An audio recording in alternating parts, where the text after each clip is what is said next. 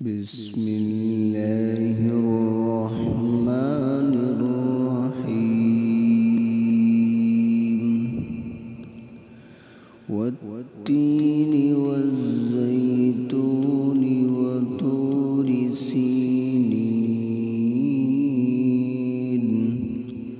وهذا البلد الأمين لقد خلقنا الإنسان في أحسن تقويم